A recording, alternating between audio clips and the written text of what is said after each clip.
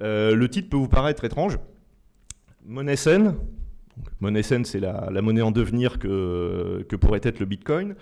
Et la production d'énergie. Donc deux sujets, a priori, qui n'ont aucun rapport l'un avec l'autre. Et pourtant, je prétends que si, et de plus en plus. Donc, je vais essayer de le démontrer ici. Et je pense que c'est un sujet, même si vous ne souhaitez pas vous participer activement au réseau Bitcoin, c'est-à-dire à l'utiliser directement comme monnaie, puisque après tout, c'est ce qu'il prétend être. Je pense qu'à titre, je dirais en termes de culture générale, ça peut être quand même très utile, non seulement de comprendre un minimum comment ça marche, mais surtout des impacts que ça peut avoir dans plein d'autres domaines, et notamment la production d'énergie, qui est un sujet âprement débattu aujourd'hui. Donc si vous vous intéressez à la monnaie, je pense que vous devriez vous intéresser un peu au Bitcoin. Si vous vous intéressez à la production d'énergie, je pense que vous devriez aussi vous intéresser au Bitcoin. Et je fais le pari que vous, de toute façon, vous en entendrez parler, quoi qu'il arrive, dans les années qui viennent, de plus en plus. Donc, je commence par un bref rappel avec les mains, en quelques minutes, sans rentrer dans les détails techniques, ça n'a aucune importance. L'important, c'est juste d'avoir une vague idée de l'endroit où on va, des quelques principes sous-jacents, et à partir de là, je vais pouvoir développer. Si vous voulez des précisions, vous me les demanderez dans les questions. Alors, le réseau Bitcoin, ça existe depuis 2009, donc ça fait bientôt 15 ans. C'est un réseau qui s'est créé de manière totalement organique, c'est-à-dire que ça aurait bien pu échouer. C'est-à-dire qu'il se trouve que de plus en plus de gens souhaitent y participer, et donc d'un réseau quasi embryonnaire, inexistant, on est arrivé aujourd'hui à un réseau mondial de gens qui souhaitent utiliser une monnaie. Alors, on dit parfois monnaie virtuelle. On a du mal à la toucher du doigt. Je vais montrer dans la suite de l'exposé que c'est tout sauf virtuel. C'est au contraire totalement connecté au monde réel et notamment aux lois de la physique, notamment à la production d'énergie. Donc c'est absolument pas artificiel. Ce réseau Bitcoin, donc qui a bientôt 15 ans, il est formé d'une quantité qu'on ne peut pas vraiment mesurer en réalité, et c'est très bien comme ça, de nœuds de réseau qui sont des machines, tout simplement, des machines qui permettent de relayer des transactions entre des utilisateurs qui en fin de compte sont des humains. Ça peut être des échanges entre des particuliers, entre des entreprises, mais après tout, en fin de compte, ce sont toujours des humains qui échangent, qui vont échanger de la valeur. Donc là, on est en train de décrire ce que devrait être une monnaie. Et donc ces nœuds de réseau, ces machines, donc qui vont relayer des transactions entre des utilisateurs, vont permettre. Vous remarquez en fait quand vous regardez un peu à quoi ça ressemble, qu'il n'y a pas vraiment d'autorité centrale. En fait, il n'y en a pas du tout. Il n'y a aucune autorité centrale, contrairement aux monnaies, aux devises étatiques qu'on connaît aujourd'hui. Et il est conçu justement pour fonctionner sans autorité centrale. Donc c'est quelque chose d'extrêmement ambitieux parce que techniquement, jusqu'à il y a encore une vingtaine d'années, on pensait que c'était tout simplement impossible. Il fallait trouver les bonnes idées, donc c'est l'agrégation, encore une fois je ne rentre pas dans les détails techniques, c'est l'agrégation intelligente de 4 technologies qui existaient depuis très longtemps, bien avant, mais emboîtées de telle façon que finalement ça fonctionne et ça fonctionne depuis 15 ans. Donc on peut trouver ça étrange, mais en tout cas ça fonctionne. Donc ces nœuds de réseau, ces machines, donc ça peut être n'importe qui. Vous pouvez demain être un nœud de réseau. Alors il faut apprendre un petit peu, il faut vous former un petit peu, ça prend peut-être quelques heures, vous allez pouvoir installer un nœud de réseau Bitcoin, mais en fait vous, si vous êtes un utilisateur naïf, vous allez vous dire non mais moi ça m'intéresse pas d'être un nœud de réseau, moi je veux juste échanger de l'argent, du Bitcoin avec d'autres personnes pour... Alors, à titre gracieux ou à titre onéreux, c'est-à-dire que je veux pouvoir peut-être faire acheter un bien ou un service avec ça sert quand même à ça, la monnaie à la base, ou faire des dons. La monnaie sert aussi à ça. Faire des dons à des causes, par exemple. Vous avez de plus en plus d'organisations à but non lucratif, par exemple, qui proposent de recevoir des dons en Bitcoin. Et souvent pour de très bonnes raisons. C'est-à-dire qu'on leur a interdit de recevoir des dons via le système bancaire classique. Parce qu'elles défendent peut-être une cause que l'État ne souhaite pas avoir défendue, pour le dire gentiment. Et donc l'idée générale, c'est de pouvoir transférer des unités de valeur, donc du Bitcoin avec un petit b. Alors le réseau Bitcoin avec un B majuscule, ça désigne à la fois la technologie et l'ensemble des nœuds du réseau, l'ensemble des machines qui participent au réseau. Pas seulement les nœuds d'ailleurs, les utilisateurs finaux aussi. Bitcoin avec un petit b, c'est l'unité de mesure, l'unité monétaire de base qui permet d'échanger de la valeur. Je vais développer ça un petit peu plus loin. Donc, vous, si vous êtes juste un utilisateur, vous dites, bon, ok, il y a un réseau, on dit que ça marche, ok, moi, j'ai pas envie de comprendre comment ça fonctionne, je veux échanger de la valeur. Vous n'avez pas besoin d'être un nœud du réseau, vous n'avez pas besoin d'apprendre à comment installer une machine pour être un nœud de réseau. Vous dites, voilà, il vous faut juste un appareil qui est capable d'afficher, on va le dire comme ça parce que c'est la réalité, d'afficher tout simplement combien vous possédez de Bitcoin. Donc au début, vous n'en possédez pas, vous devez en acheter à quelqu'un qui en a, contre des euros par exemple. Il y a plein de façons de le faire. Si vous avez un billet de 10 euros, je vous envoie dans quelques minutes l'équivalent de 10 euros en Bitcoin via votre téléphone si vous voulez. C'est possible. Donc vous avez besoin soit d'un téléphone, soit d'un ordinateur. En général, c'est les deux appareils qu'on utilise. Et vous pouvez très bien vous dire, moi je me moque de savoir comment ça fonctionne, je veux utiliser. Dans ce cas-là, votre ordinateur ou votre téléphone, vous allez installer un petit logiciel dessus qui permet de gérer ça. Lui va trouver des nœuds qui sont capables de relayer vos transactions. Alors si vous faites ça, c'est-à-dire que vous faites un peu confiance au réseau quand même. Vous dites, moi j'ai pas envie de comprendre comment ça marche. Je vais connecter mon appareil pour envoyer des bitcoins à ces nœuds de réseau qui, paraît-il, existent et qui vont se débrouiller pour que ça fonctionne. Et ensuite, je pourrais recevoir des unités monétaires, du bitcoin. Je pourrais émettre des bitcoins vis-à-vis de quelqu'un d'autre. Comment ça se passe concrètement? Je ne vais pas vous faire de démo, je l'avais déjà fait il y a quelques années. C'est plus simple qu'un virement bancaire. C'est vraiment plus simple. Un virement bancaire, alors vous dites, oui, un virement bancaire, quand même, c'est facile. J'ai besoin d'un IBAN, et puis de la somme envoyée, et puis c'est tout, ça marche. Oui, enfin ça, c'est quand vous êtes dans la zone qui travaille avec des IBAN. Alors moi, je fais énormément de virements internationaux, c'est l'enfer. C'est de plus en plus, c'est l'enfer. L'IBAN, ça ne marche pas dans tous les pays du monde. C'est tout sauf international, justement, contrairement à ce qu'indique le nom. Donc, c'est-à-dire que si vous devez envoyer entre la zone euro, la zone dollar, peut-être la zone asiatique, etc., voire des pays un petit peu compliqués, c'est l'enfer, les virements. Non seulement on va vous demander plus d'informations que on va dire l'adresse de la personne qui est censée recevoir le virement, on va vous demander des informations personnelles, etc. Et puis, il y a des chances que ça ne marche pas. C'est-à-dire que pour une raison inconnue, le virement va revenir en arrière parce que votre banque a décidé que non, vous n'aviez pas le droit d'envoyer de l'argent à tel endroit, ou tout simplement il y a une loi quelque part qui dit que ah non, c'est interdit de faire du commerce avec telle zone monétaire. Bon, voilà, ça peut arriver. Ça ne peut pas arriver avec le Bitcoin. C'est-à-dire que si vous voulez envoyer l'équivalent d'un milliard d'euros en Bitcoin à quelqu'un qui est à l'autre bout du monde, vous ne savez même pas dans quel pays il est, vous n'avez pas besoin de le savoir, ça fonctionne. C'est pas gratuit en revanche, comme pour une banque. Par contre, c'est beaucoup plus fair-play qu'une banque, c'est-à-dire que vous avez des nœuds de réseau qui vont relayer vos transactions, et alors je vais rentrer un peu dans le détail derrière pour savoir ce qui se passe.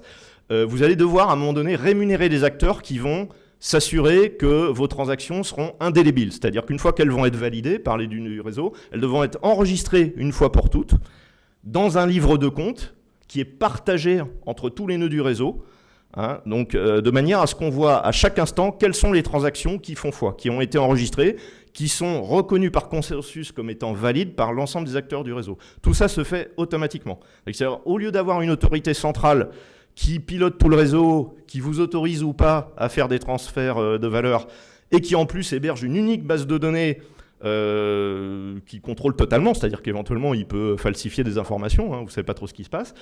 Tout ça, ça n'existe pas dans le Bitcoin. Tout est décentralisé, c'est-à-dire que l'ensemble des transactions réputées valides, celles qui ont eu lieu dans le passé, sont enregistrées autant de fois qu'il y a de nœuds du réseau, dans le réseau.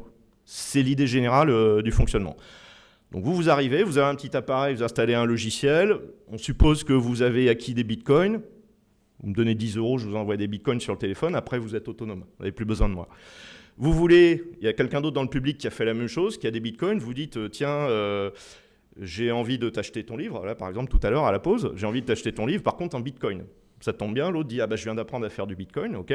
Donc vous allez accoupler vos deux téléphones avec un système de code barre, tout simplement, là il n'y a rien d'original, si vous êtes face à face, mais vous pouvez aussi le faire à distance sur Internet. Vous pouvez scanner avec votre téléphone un code barre qui apparaît sur un ordinateur pour payer un site marchand, par exemple. Moi, par exemple, pour venir ici, j'ai pris l'avion, j'ai payé l'avion en bitcoin. Il y a plein de sites qui vous proposent de faire ça depuis très longtemps, hein, depuis 2013. J'ai pris une nuit d'hôtel sur Paris avant de venir, je l'ai payé en Bitcoin. Il y a plein de gens qui font ça. C'est juste que beaucoup d'autres n'en ont jamais entendu parler, mais c'est tout à fait possible. D'accord ? Ça va jusque-là ? Alors, je vous laisserai poser des questions si vous voulez que j'aille plus loin sur les principes de base. Je vais m'appesantir sur, alors vraiment, ce qui va faire le cœur de l'exposé. Vous avez peut-être entendu le terme. Donc, on a dit, l'idée, c'est de permettre de faire des transactions, on dit de pair à pair, donc entre individus, pour transférer de la valeur sans passer par une autorité centrale. Par contre, je vous ai dit, à un moment donné, il faut quand même bien qu'on se mette d'accord sur quelles sont les transactions considérées comme valides, hein. À un moment donné, on doit bien considérer qu'un échange entre deux personnes est valide, c'est-à-dire dire que telle personne dépense tant d'argent, que telle autre personne reçoit exactement la même quantité de valeur, et être sûr, par exemple, qu'on ne puisse pas dépenser 2 fois la même quantité de Bitcoin. Hein, sinon, ça serait de la triche. Donc ça va se faire de la façon suivante. Vous allez avoir un certain nombre d'acteurs du réseau. Ce ne sont pas les mêmes que ceux que j'ai cités plus loin. C'est vraiment les acteurs sur lesquels je vais m'appesantir dans l'exposé. Qui sont, alors le terme peut vous paraître bizarre, là il faut que je le justifie, des acteurs qui vont faire du minage. Alors j'explique pas le terme tout de suite, le minage ça va être quoi ? Donc ça va être des acteurs, alors des acteurs économiques, hein, c'est-à-dire des gens qui vont se faire payer pour ça, pour rendre un service. Le service, ça va être d'enregistrer les transactions des utilisateurs qui désirent faire du transfert de valeur, dans ce qu'on appelle des blocs de transactions. Donc, c'est-à-dire, à tout moment, dans tout le réseau, là, dans la carte du monde que je vous ai montré tout à l'heure, il y a des gens à chaque instant qui veulent A veut envoyer de la valeur à B, C veut envoyer de la valeur à D. Et ils ont besoin de faire valider ces transactions par un certain nombre de membres du réseau qui vont se faire payer pour ça. Hein. Et donc, ces membres du réseau, ils doivent appliquer un certain nombre de règles, les uns vis-à-vis des autres. Il ne peut pas y avoir de tricheur. Vous ne pouvez pas soudoyer quelqu'un pour qu'il vous fasse passer une transaction qui ne respecterait pas le protocole. Au détriment des autres. Non, tout le monde doit appliquer exactement les mêmes règles, sinon les transactions ne vont pas être validées. Ces transactions, elles vont s'empiler on va faire si vous voulez, un paquet de transactions, ça s'appelle un bloc, et ça, toutes les 10 minutes à peu près. Donc c'est comme si vous aviez un livre de compte mis à jour au niveau mondial, toutes les 10 minutes, avec les transactions qui viennent d'arriver les 10 dernières minutes. C'est ça. Donc, c'est ce qu'on appelle une chaîne de blocs. Une chaîne de blocs de transactions, ou en anglais, blockchain. Vous avez peut-être déjà rencontré le terme sur des articles de journaux. Alors, je vais le dire en français. Donc, une chaîne de blocs de transactions. À partir du moment où vous avez un certain nombre de transactions qui sont inscrites dans un bloc, et donc qui sont recopiées autant de fois qu'il y a de nœuds de réseau, elles sont considérées comme irréversibles. Elles sont finales. Hein. Ce qui n'est pas si évident que ça dans le système financier classique. Par exemple, vous savez, quand vous faites un paiement par carte bancaire, avant que la transaction soit considérée comme finale, c'est-à-dire non répudiable, il se passe beaucoup de temps. Il peut se passer des semaines, voire des mois. Alors, le commerçant, il a l'impression d'être payé tout de suite, mais il peut se passer plein de choses derrière. Il peut y avoir des contestations juridiques, il peut y avoir... la banque peut annuler un virement. Enfin, vous avez une certaine insécurité qui dure un certain temps. Hein. Là, ce n'est pas le cas. À partir du moment où une transaction est figée dans un bloc, a été validée par l'ensemble des machines qui sont censées faire ça, qui s'appellent des mineurs, elles sont irrémédiables. Et on passe ensuite au bloc suivant. Toutes les nouvelles transactions qui arrivent vont être incluses par l'ensemble de ces machines dans un bloc. Alors en réalité, on dit, oui, mais pourquoi il y a besoin autant de machines ? Alors déjà, parce qu'on a dit qu'on ne voulait pas une autorité centrale. Si une autorité centrale, elle est corruptible, ça peut être un État, ça peut être quelqu'un qui peut subir des pressions de la part d'un État, et on ne veut pas ça. On veut pouvoir faire tout ça sans être embêté par un acteur qui voudrait corrompre le système. Alors, pourquoi ça s'appelle du minage ? Des mineurs, ces machines qui vont inclure de manière indélébile des transactions dans ce bloc, dans ce registre qui est valable au niveau mondial. Parce qu'en fait, ce sont des machines dédiées. Hein, donc, il y en a des centaines de milliers dans le monde, hein, des machines dédiées. C'est des ordinateurs qui ne servent qu'à ça, qui sont conçus uniquement dans le but de valider les transactions Bitcoin. Donc, on va dire les puces électroniques qui servent à faire ça ne font rien d'autre. Alors là, ça ressemble à ça, hein, vous avez des étagères pleines de machines, etc. Et ça peut se trouver n'importe où dans le monde. C'est un business, hein, c'est-à-dire que les gens se font payer pour ça. Vous pouvez même tout seul chez vous. Je vous recommande pas de le faire parce que vous avez passé votre vie à faire ça, mais c'est tout à fait possible. Vous pouvez acheter une machine comme ça, vous l'installez chez vous. Alors ça va faire beaucoup de bruit, donc là on voit bien que c'est une photo publicitaire, parce que normalement le technicien devrait avoir un casque. Ça fait tellement de bruit que c'est pas possible de rester dans la pièce sans avoir un casque, parce que c'est ventilé, voilà. Bon. Bref, et vous avez des installations de toute taille. Vous avez des installations qui sont gigantesques dans des hangars avec des centaines de milliers de machines. Vous avez des installations toutes petites avec juste quelques dizaines de machines sur une étagère. Vous en avez d'autres dans des containers qui sont, je vais vous montrer des photos un peu plus loin, qui sont amovibles, qu'on peut déplacer sur camion, par hélicoptère, etc. Chacun organise son business comme il le souhaite et il va se faire rémunérer uniquement pour inscrire de manière indélébile des transactions Bitcoin et faire en sorte que le réseau fonctionne. Alors, les principes généraux, à mon avis, il n'y a que ça à retenir. C'est bien plus compliqué quand on rentre dans le détail, mais je dirais les principes généraux, c'est ça. Alors les mineurs, ce sont les gens, les acteurs économiques qui possèdent des machines de minage que je viens de montrer en photo. Donc on appelle ça des mineurs, hein, c'est le terme consacré. Et je n'ai pas encore justifié à ce stade pourquoi on utilise le mot minage. Je développe. C'est des acteurs économiques, je vous l'ai déjà dit, ils vendent aux utilisateurs du réseau, les gens qui veulent s'envoyer de la valeur, hein, des commerçants, des clients des commerçants, des donateurs, des donataires. Donc ils vendent aux utilisateurs leur capacité à inscrire des transactions dans la chaîne de blocs, la blockchain. Ils sont en concurrence les uns avec les autres. Il y a plein de machines parce qu'on ne veut pas qu'il y ait une autorité centrale qui soit corruptible. Ils doivent pouvoir prouver qu'ils réalisent un travail. Et ça, je ne l'avais pas encore dit. Donc un travail, c'est-à-dire ça correspond à une consommation d'énergie. Et c'est là où on se raccroche au monde réel. C'est-à-dire que jusqu'ici, tout ce que j'ai raconté, ça pourrait être juste des ordinateurs qui échangent des 1 et des 0 virtuellement. On voit pas trop, ça a l'air un peu abstrait, quoi. La seule façon de pouvoir inscrire des transactions dans un bloc, c'est alors de résoudre un problème mathématique, j'explique pas la nature, c'est complètement hors sujet, qui nécessite absolument de consommer de l'énergie. Il n'y a pas d'autre façon de le faire, de manière à rendre la fraude impossible. Donc, d'ailleurs, c'est un sujet, c'est un point d'attaque hein, sur les gens qui critiquent le réseau Bitcoin. On dit ah oui, mais justement, ça consomme trop d'énergie, c'est pas normal, ça devrait pas, etc. Alors, je vais adresser ce point-là un peu plus tard. Retenez juste que ça ne peut pas marcher si on ne consomme pas de l'énergie. Et on se raccroche donc aux lois de la physique là. Les mineurs, je pense que c'est important de le savoir ça, parce que ça évolue constamment. L'incitation économique à faire ce travail, parce qu'on va dire quand même pourquoi il y a des gens qui se donnent autant de mal pour valider des transactions pour le compte d'autrui. Alors ça peut vous surprendre, parce que là on est quand même en train de parler de monnaie saine. Les mineurs sont tout le temps rémunérés, toutes les 10 minutes, hein, je dis, ils sont rémunérés de deux façons. Soit par, j'ai mis entre guillemets, parce que c'est pas tout à fait vrai, par de la création monétaire. Alors, je suis en train de vous dire qu'il y a des bitcoins qui se créent toutes les 10 minutes. Il y a des nouveaux bitcoins qui se créent à partir de rien, a priori. En tout cas, c'est l'impression que ça donne. Pour récompenser les mineurs. On se dit, oui, mais une monnaie saine, en principe, on évite de faire en sorte que la masse monétaire augmente. Alors justement, j'ai écrit de moins en moins. C'est-à-dire qu'il y a bien une création monétaire, mais elle diminue au fil de temps, jusqu'à atteindre 0 à terme. Vous allez voir sur un graphique qu'en réalité, cet aspect création monétaire, il est presque négligeable aujourd'hui. Il est quasiment inexistant. Mais surtout, de plus en plus, ce que j'ai écrit en dessous, les mineurs sont rémunérés par les clients, c'est-à-dire les utilisateurs, les gens qui veulent transférer de la valeur. Je vous ai dit au début que quand vous voulez transférer de la valeur à quelqu'un d'autre, pour lui acheter son livre, par exemple, vous allez devoir payer. C'est pas gratuit tout ça. Un service, ça se paye, donc vous payez. Alors la bonne nouvelle, c'est que les frais, ils vont en partie dépendre de vous et en partie dépendre du reste du réseau. C'est-à-dire qu'en gros, c'est celui qui paye qui décide de combien il est prêt à payer en termes de frais pour ce service, en fonction de la qualité de service qu'il désire. C'est-à-dire que si vous êtes vraiment pressé, vous dites je veux que ma transaction soit traitée en priorité, je veux qu'elle passe en priorité devant toutes les autres transactions concurrentes qui arrivent du monde entier. Hein. Là, en ce moment, je vais acheter un livre au Cercle Bastia, je suis en concurrence avec un Japonais qui est en train de payer son café dans un bar, etc. Voilà, c'est un réseau unique, quoi.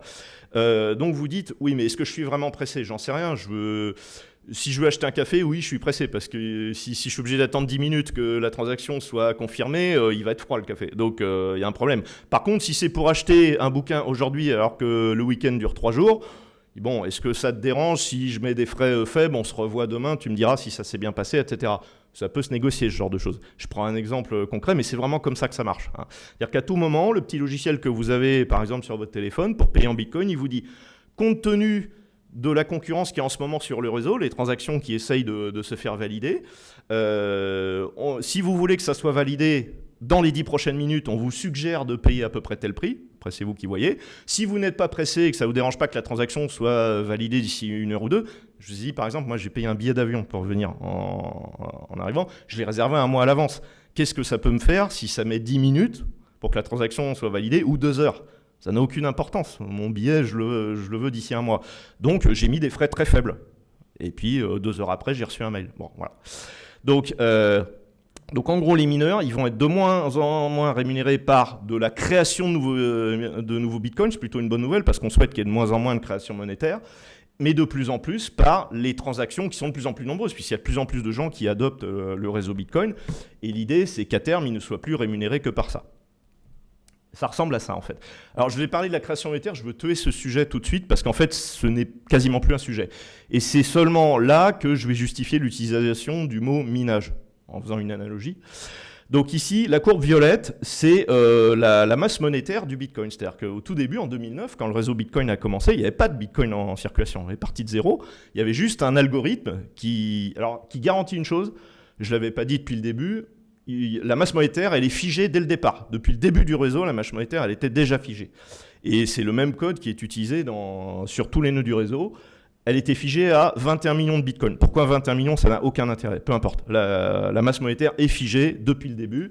On ne dépassera jamais 21 millions de bitcoins. Aujourd'hui, on est à peu près à 19 millions de bitcoins. C'est-à-dire qu'en gros, l'immense majorité de la masse monétaire est déjà disponible, elle est déjà circulante. Et il ne reste plus que 2 millions de bitcoins à créer. Le dernier bitcoin sera créé dans un peu plus d'un siècle.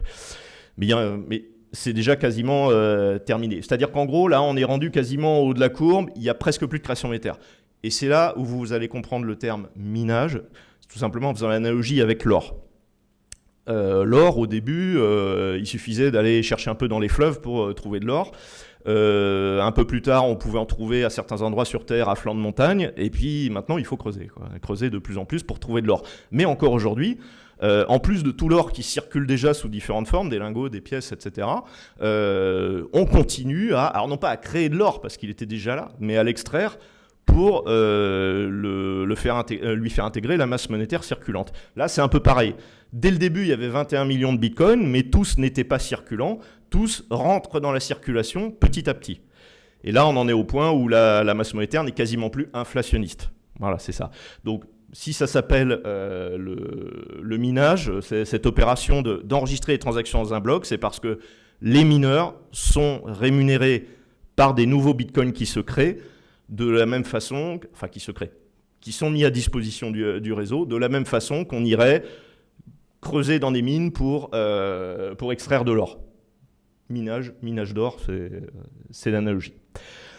Donc, et ça, alors en bleu, la courbe en bleu, c'est exactement la même courbe que la courbe en violet. C'est deux façons différentes de représenter la même chose. C'est-à-dire que en bleu, vous avez, en fonction du temps, donc la flèche du temps est dans ce sens-là, vous avez les récompenses que touchent les mineurs. Alors au début, il n'y avait presque pas de bitcoin en circulation. Donc les tout premiers mineurs, ils étaient récompensés par des quantités énormes de bitcoin, mais qui valaient rien. À l'époque, il n'y avait pas de prix de marché, quoi. Donc ils étaient récompensés par énormément de bitcoin. Et puis, alors tous les 4 ans, la récompense est divisée par 2. C'est-à-dire qu'on crée de moins en moins de bitcoin toutes les 10 minutes, et jusqu'à quasiment ne plus en créer du tout. Et donc, à partir de là, la totalité de la masse monétaire sera circulante. Voilà, c'est ça. Donc, cet aspect création monétaire, j'en parlerai plus, mais c'est juste pour insister sur le fait qu'elle est quasiment négligeable désormais. Ça a été très inflationniste au tout début, pour lancer le réseau, mais en même temps, les unités monétaires ne valaient rien, il n'y avait pas vraiment de prix de marché, très peu de gens l'utilisaient. Et maintenant, plus ça gagne en valeur, moins on émet de bitcoin, et le réseau continuera de fonctionner comme ça indéfiniment. Ça, c'est juste pour vous donner une idée du prix du bitcoin par rapport au dollar. Alors, on est obligé sur 10 ans. Sur 10 ans. Alors, ça fait 15 ans qu'il existe le réseau, mais le problème, c'est que là, on est obligé de le représenter avec une échelle logarithmique parce qu'au début, ça valait quasiment rien, quelques centimes, quoi. Aujourd'hui, ça doit valoir dans les, 33 000 euros à peu près, un bitcoin. Bon. Et donc, c'est difficile de représenter ça sur un seul graphique. Donc, mais vous voyez qu'en gros, c'est quand même très volatile. Au départ, vous aviez une volatilité impressionnante. Qui a tendance à s'atténuer avec le temps, tout doucement, donc c'est plutôt une bonne nouvelle. Mais il faut savoir que pour quelqu'un qui veut... Alors, on peut vouloir se servir des bitcoins non pas pour échanger, mais uniquement pour thésauriser. Dire voilà, je veux épargner, et ça a du sens aujourd'hui pour essayer de contrer l'inflation. Vous avez un compte bancaire, vous venez de vendre un bien immobilier, vous avez beaucoup d'argent sur votre compte bancaire, qui est en train de se faire manger à toute vitesse par l'inflation de la masse monétaire. Et vous dites, peut-être ça sera une bonne idée plutôt de convertir une partie de ce cash de euros en bitcoin. Parce que, ok, à court terme, je ne suis pas forcément gagnant, c'est quand même très volatile, mais à long terme, c'est volatile à la hausse, hein, pour le dire plus clairement. Donc on dit, bon, si je ne prévois pas d'utiliser ce cash d'ici quelques années, ça peut être un pari perdant. Ce n'est pas un conseil d'investissement, je sais que... Bon, faut faire gaffe quand on s'exprime là-dessus publiquement, mais ça peut être une idée intéressante à creuser, quoi. Donc, autrement dit, les mineurs, donc les machines qui permettent de faire fonctionner le réseau en enregistrant des transactions et des blocs, sont représentés par de moins en moins de bitcoins toutes les 10 minutes, mais qui valent de plus en plus cher. Or, leurs coûts d'exploitation ne sont pas en bitcoin, ils sont en dollars, en euros, etc.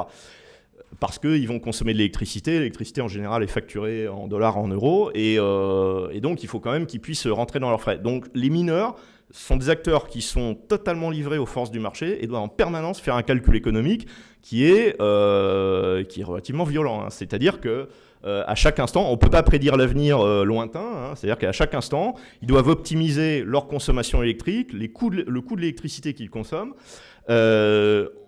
en faisant un pari sur l'évolution du cours du Bitcoin, en faisant un pari sur la quantité de concurrents qu'ils vont avoir à l'instant T, qui se battent avec eux pour encaisser les récompenses de minage. Et donc, c'est sans pitié. C'est-à-dire que les gens qui gèrent mal leurs affaires font faillite. Il y a plein de mineurs qui font tout le temps faillite. Vous dites oui, mais à la fin, il va en rester qu'un, etc. Alors non, justement, c'est toujours pareil. C'est l'objectif de tous les mineurs, c'est d'être le dernier à mourir, quoi. C'est-à-dire que une fois que ceux qui géraient mal leurs affaires, qui avaient des coûts d'électricité trop élevés, des machines pas assez optimisées, qui payaient des salaires trop élevés, etc., vont mourir en premier. Du coup, la concurrence diminue, et du coup, les survivants subissent moins de stress, hein, puisqu'ils ont moins de concurrents. Donc, ils peuvent respirer à nouveau, quoi. Voilà. Et ça marche plutôt bien, puisque ça, c'est la puissance de calcul, pour faire simple, de l'intégralité du réseau Bitcoin. Je vous passe les unités, c'est pas important, c'est vous voyez à peu près, vous voyez là depuis 2017-2018, là, vous voyez à quel point ça monte en flèche. Donc ça veut dire que globalement, ce système d'incitation économique, qui a l'air assez brutal quand même, il marche pas si mal que ça, puisque vous avez de plus en plus de gens qui se lancent dans le business du minage, en sachant que c'est quand même la concurrence assez brutale. Ce que j'ai mis dans le titre, c'est vraiment important, parce que ça, dans ce que vous voyez sur les médias financiers, etc., à chaque fois, on entend des remarques qui sont complètement à côté de la plaque. Le but de toute cette puissance de calcul accumulée, et donc d'énergie consommée, c'est souvent critiqué ça par certains écologistes, c'est pas de traiter les transactions en soi, c'est de sécuriser le réseau Bitcoin. Parce que plus vous consommez d'énergie sur l'ensemble du réseau Bitcoin, plus ça devient difficile pour un acteur malveillant de venir s'incruster là-dedans. Imaginez un État, une coalition d'États ou même un acteur privé qui a envie de tuer le Bitcoin parce qu'il a envie de lancer un projet concurrent. Je ne sais pas, une coalition de banques centrales, d'entreprises privées qui veulent lancer le nouveau Bitcoin, etc. Ils disent, nous on a des milliards de dollars, on va acheter plein de machines de minage qui vont consommer un maximum d'électricité. Alors ça, déjà, c'est plus compliqué, il faut quand même les construire. Les centrales électriques, ça se voit, ça prend du temps. Bon. Et je vais essayer de tuer le réseau en faisant passer en force des transactions invalides. C'est-à-dire que je vais faire en sorte qu'on ne puisse plus faire confiance au réseau. Ça serait ça, une des attaques possibles qu'on pourrait imaginer. Ceci dit, techniquement, ça devient impossible, quelles que soient les sommes d'argent que vous pouvez mobiliser, puisque là, la totalité de la puissance de calcul qui est disponible actuellement, c'est supérieur à tous les centres de données, data center, de Amazon, Google, etc. C'est très au-delà de ça. Ça aurait pu être possible, ceci dit, il y a quelques années. Il y a quelques années, c'était possible éventuellement de tuer le réseau Bitcoin. Aujourd'hui, c'est trop tard.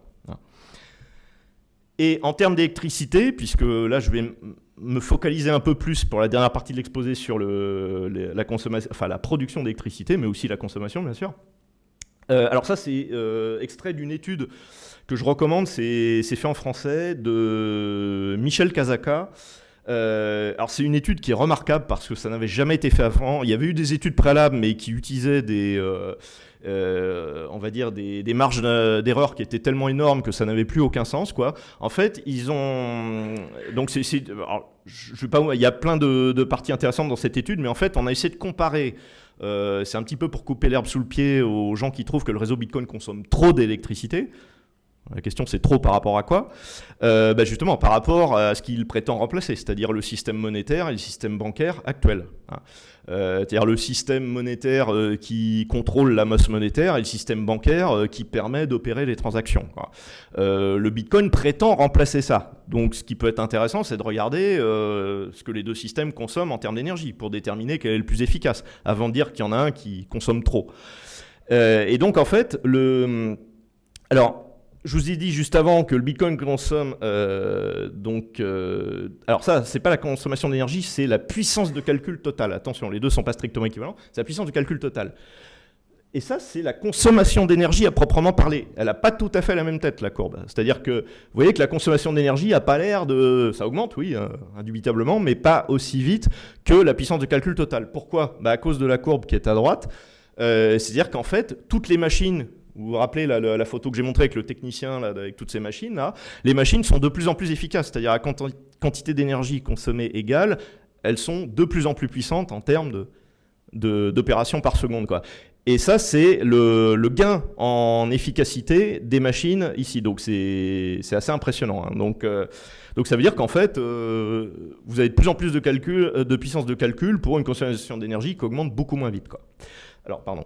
Alors, pour vous donner, j'ai pas voulu reprendre toutes les parties intéressantes de cette étude parce que tout est passionnant là-dedans. Je vous donne juste des chiffres comme ça. Par exemple, l'intégralité du réseau Bitcoin, je vous dis, c'est plus que les data centers de Google, Amazon et tout. Mais l'ensemble des distributeurs de boissons qui sont installés dans le monde entier consomment plus que le réseau Bitcoin. Après, je ne sais pas si c'est vraiment important d'avoir autant de distributeurs de boissons. Il y a des gens qui veulent absolument organiser une pénurie d'énergie, organiser la rareté, etc. J'en sais rien, mais enfin, voilà. Donc peut-être qu'il faudrait commencer d'abord par détruire tous les distributeurs de boissons. Mais voilà, c'est un exemple pour dire qu'en fait, ça ne représente pas grand-chose. Le système bancaire consomme, alors ça change suivant les années, mais environ 28 fois plus que ça. Que le réseau Bitcoin. Alors, bancaire et monétaire, c'est-à-dire qu'il faut tenir compte de tout. Quand je dis le système bancaire, et c'est pour ça que cette étude est remarquable, c'est qu'ils tiennent compte absolument de tout. C'est un travail de plusieurs années. C'est-à-dire que, imaginez ce que c'est qu'une banque centrale, une banque... Il y a des machines, il y a des salariés, il y a des immeubles qu'il faut climatiser, et des gens qui prennent la voiture pour aller travailler, etc. Des distributeurs de billets, ça consomme énormément d'énergie, ça. Les distributeurs de billets qu'il faut approvisionner, qu'il faut alimenter en permanence, etc. Mettez tout ça dans un package. Le réseau Bitcoin est censé remplacer tout ça. En fait, donc le réseau Bitcoin consomme à peu près 30 fois moins. Et en termes d'efficacité énergétique par transaction, alors encore une fois, il faut que ce soit clair, je tiens vraiment à tuer cette idée, c'est pas parce que vous avez de plus en plus de transactions au fil du temps, c'est vrai qu'il y a de plus en plus d'utilisateurs, que ça consomme plus d'énergie à cause de ça. C'est-à-dire que si vous faites 100 000 transactions aujourd'hui sur le réseau Bitcoin et 200 000 transactions demain, ça consomme la même quantité d'énergie. Ça consomme la même quantité d'énergie. C'est-à-dire qu'en fait, si la quantité d'énergie consommée par le réseau augmente, c'est pas parce qu'il y a de plus en plus de gens qui font des transactions, c'est parce qu'il y a de plus en plus de gens qui veulent rentrer dans le business du minage de Bitcoin pour toucher des récompenses en contrepartie. C'est juste pour ça. Donc attention, demain, s'il y a 3 fois plus d'utilisateurs sur le réseau Bitcoin, ça ne va pas multiplier par 3 la consommation d'énergie. C'est souvent quelque chose qui est mal compris dans les médias. J'aborde la dernière partie. Et donc, alors, mais cette énergie, on la prend où? Est-ce que c'est écologique? C'est pas écologique? Est-ce que ça a du sens de faire ça par rapport à ce qu'on connaît déjà? Bon, alors, je commence, c'est volontairement provocateur, par une centrale nucléaire, parce qu'en France, on connaît bien ça, on est relativement fiers. L'exemple typique, si vous voulez vous lancer dans le business du minage de Bitcoin, donc vous allez vous faire payer par les utilisateurs pour intégrer leurs transactions dans le registre qui permet de faire fonctionner le réseau. Et donc, en fait, ce qu'il vous faut, c'est déjà une électricité la moins chère possible. Voilà. Et là, ça permet de tuer un autre mythe encore, c'est que un argument souvent qu'on oppose au Bitcoin, c'est oui, mais vous volez de l'énergie qui aurait pu avoir des usages plus intéressants ailleurs, quoi. Alors, en réalité, non, parce que vous ne pouvez pas rentrer en compétition avec d'autres usages de consommation de l'énergie qui sont facturés trop cher. Sinon, vous ne serez pas compétitif vis-à-vis des autres mineurs et vous n'allez rien gagner du tout. Donc, ça veut dire que vous êtes obligé de trouver de l'énergie qui coûte quasiment rien ou le moins cher possible. Donc, idéalement, c'est l'énergie dont personne ne veut. C'est-à-dire qu'il n'y a pas de compétition au niveau des usages avec l'énergie que vous allez essayer de consommer. Alors un exemple intéressant, c'est une centrale nucléaire, parce qu'une centrale nucléaire, ça a quand même une sacrée utilité. Mais la plupart du temps, elles ne fonctionnent pas à pleine capacité. C'est-à-dire qu'en dehors de quelques jours par an où il fait très chaud ou très froid, la centrale nucléaire est dimensionnée pour une certaine production maximale, mais la plupart du temps, elle est très en dessous. Elle ne produit pas au maximum. C'est embêtant, parce que du coup, on ne la rentabilise pas au maximum de ce qu'on pourrait faire. C'est rentable, mais pas autant que ce que ça pourrait être. Et donc, l'idée... Alors, pourquoi j'ai mis cette photo ? C'est pas truqué, enfin, à part le logo, mais c'est une centrale qui est aux États-Unis, en Pennsylvanie, centrale nucléaire. Alors, j'ai oublié le nom, c'est de l'amérindien, je ne sais pas le prononcer, mais c'est en Pennsylvanie, c'est la première centrale nucléaire qui va miner du Bitcoin. Parce qu'ils ont réfléchi un petit peu, ils se sont dit, mais en fait, il y a une partie du temps où, voilà, on a une capacité, il n'y a pas de consommation en face, et c'est dommage. On pourrait gagner plus d'argent si on trouvait un consommateur en face. Et là, les mineurs du Bitcoin arrivent en disant, ah ben moi je peux vous la consommer l'énergie, par contre vous me faites un prix. Hein, donc il faut que ce soit le moins cher possible, sinon je ne suis pas compétitif avec tous les autres mineurs dans le monde entier. Et là, du coup, c'est super intéressant. Vous pouvez la rentabiliser encore plus que ce qu'elle fait, parce qu'une centrale nucléaire, c'est typiquement quelque chose qui crache du cash pendant toute sa durée de vie. Ben là, on peut en faire cracher beaucoup plus, et éventuellement financer des investissements dans les futurs réacteurs sans forcément recourir complètement à l'emprunt, enfin vous voyez un peu ça, quoi. Financer le démantèlement, etc. Voyez, c'est l'idée. Alors pour l'instant, je vais être honnête, il n'y en a qu'une qui fait ça, une centrale, mais voilà, avant il y en avait zéro.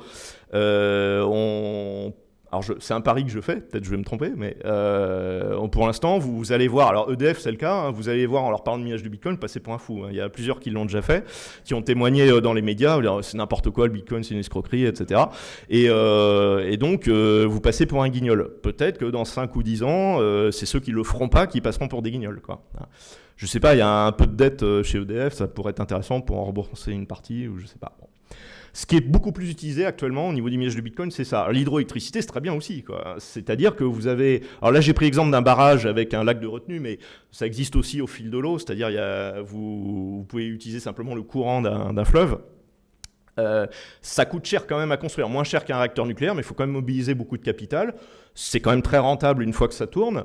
Et par contre, c'est pareil. En général, ça ne fonctionne pas à 100% de sa capacité en permanence. Et donc, ça peut être intéressant aussi de mettre juste à côté du minage du Bitcoin pour que ça vous rapporte du Bitcoin. Après, une fois que vous avez récupéré des Bitcoins, vous allez dire, oui, mais moi, mes coûts d'exploitation, ils sont en euros ou en dollars.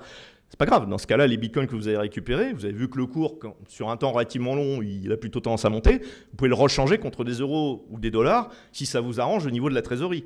Si vous avez un peu de trésorerie d'avance, ça peut être intéressant de garder des bitcoins en spéculant sur le fait que peut-être ils vont augmenter et que c'est peut-être pas une bonne idée de les convertir en dollars maintenant. Enfin, il y a un calcul économique à faire. Hein, chaque exploitant va faire son petit calcul. Alors, là, j'ai montré les réacteurs nucléaires, des barrages, ça fait penser aux gros acteurs. Vous dites, oui, mais là, on a un réseau, c'est bien, ça a l'air décentralisé et tout, mais on a quand même l'impression que c'est entre les mains de gros acteurs.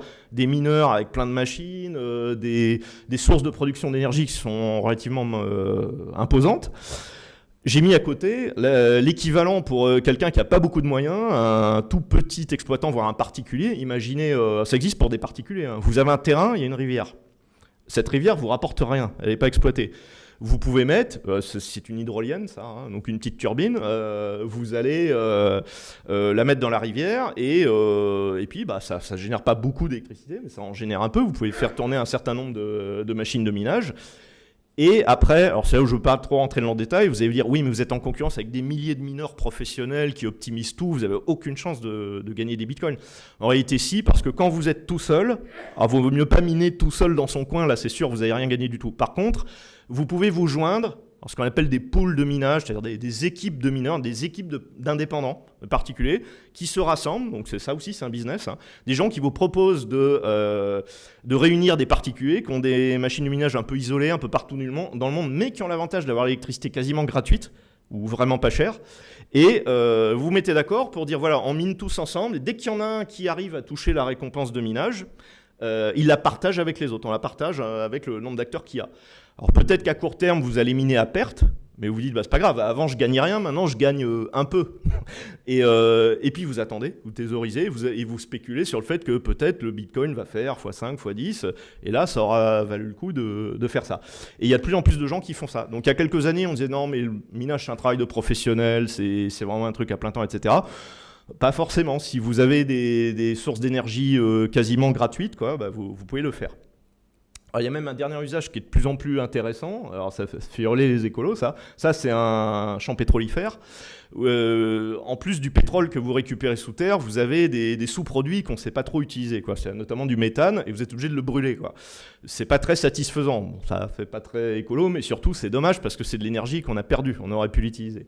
Donc vous avez maintenant, alors ça c'est une vraie installation. Au Texas, il y en a de plus en plus. Vous avez, alors là j'adore cette photo, c'est exactement ça. Vous avez le puits qui crache du méthane, c'est la partie droite là. Et au lieu de le brûler, bêtement, à l'air libre, on va le brûler dans un générateur d'électricité. Et le générateur d'électricité, il est branché à un conteneur gris, là, vous voyez, à côté, où il y a des machines de minage dedans. Et donc, vous dites, bon, avant, ça produisait pas d'énergie, en plus, ça polluait. Alors, je vais pas vous dire que ça pollue pas. Oui, ça rejette toujours un petit peu de gaz. C'est un peu plus propre au niveau de la combustion. C'est beaucoup plus efficace qu'une combustion à l'air libre. Donc, c'est un peu plus propre.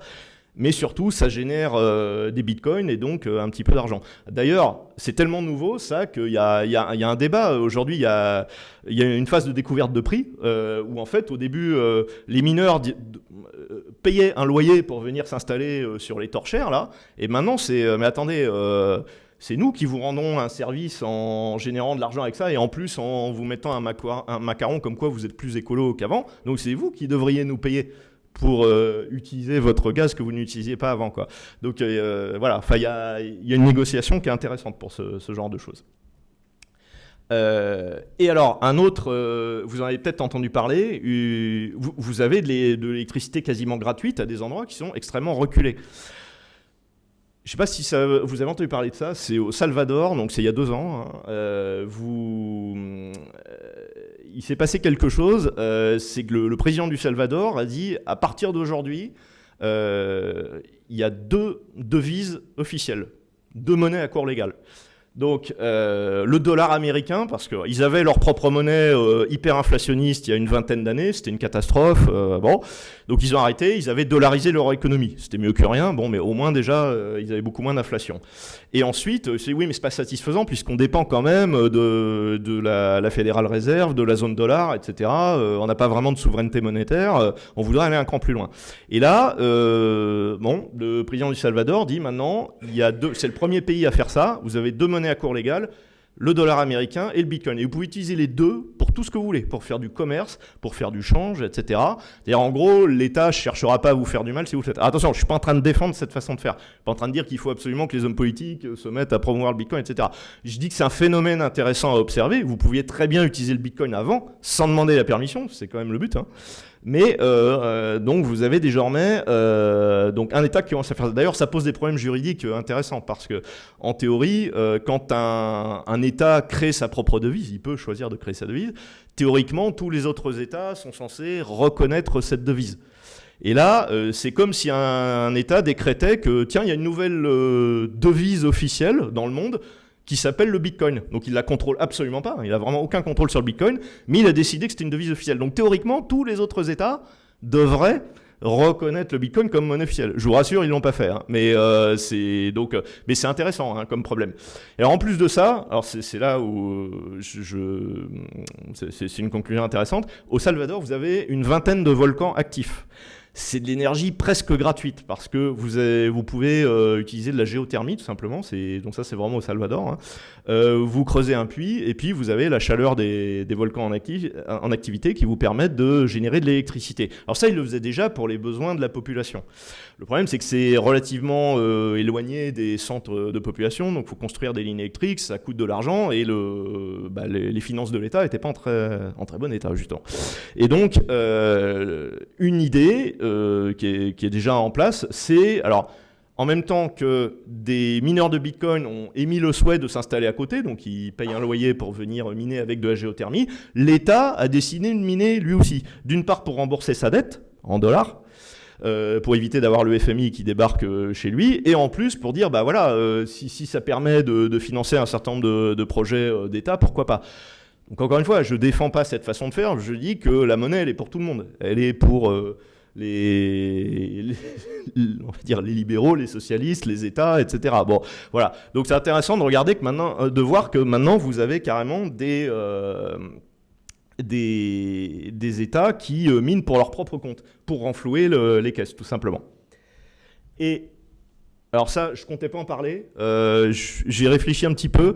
Est-ce que vous avez entendu parler en Argentine de l'élection présidentielle qui a eu lieu le mois dernier? Donc, vous avez un candidat, alors libertarien, on va dire le haut du panier, quoi, qui a fait 30% hein, lors du premier tour de l'élection. Il s'appelle Javier Milei. Hein. Je ne sais pas si les médias français en ont parlé, mais... et le deuxième tour, c'est dans une semaine, hein, c'est la semaine prochaine. Alors, c'est intéressant parce que... Alors, il n'a pas dit qu'il comptait bitcoiniser l'économie de l'Argentine. Bon, l'Argentine, c'est quand même beaucoup plus gros que le Salvador. Hein. Par contre, il a émis des remarques favorables au bitcoin, donc sur des médias grand public.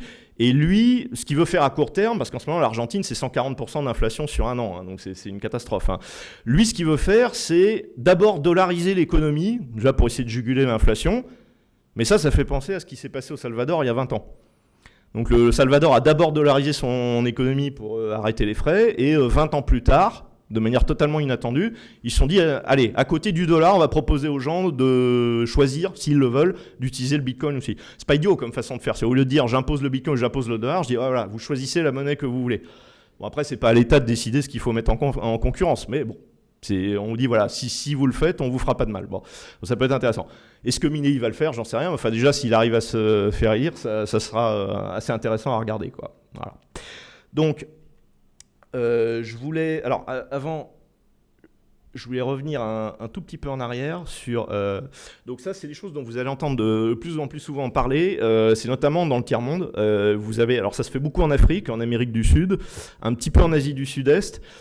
Le Bitcoin va vous permettre de financer du développement économique qui aurait été infinançable avant. C'est-à-dire que des barrages, c'est relativement facile à faire à partir du moment où vous avez un peu de capital. N'importe où. En Afrique, il y a plein d'endroits où on peut faire des barrages hydroélectriques qui vont vraiment cracher beaucoup d'énergie. Le problème, c'est que les clients qui seraient susceptibles de consommer cette énergie ne sont pas tout près. Ou en tout cas, il n'y a pas suffisamment de monde juste à côté pour que ça soit rentable tout de suite. En tout cas, il faudrait construire des lignes électriques qui vont demander de mobiliser encore plus de capital. C'est compliqué.